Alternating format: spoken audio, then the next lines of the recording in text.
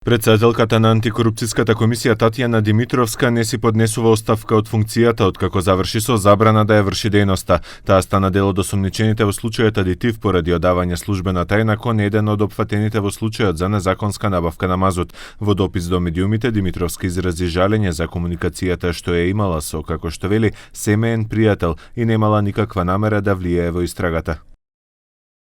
Мојата комуникација со семеен пријател, кој подоцна стана обвинет во случајот адитив, се одвивала во период пред да започне постапка за него пред надлежното обвинителство.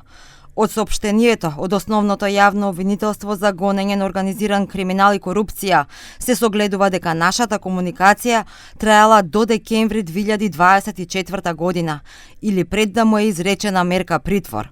По оваа мерка кон него, јас престанувам со комуникација. Поради случувањата со Димитровска, поранешни антикорупционери повикаа таа да се даде оставка за што се руши кредибилитетот и довербата на јавноста во комисијата. Според Димитровска, кредибилитетот на институцијата не смее да биде оспорен и очекува брза разрешница за настанот.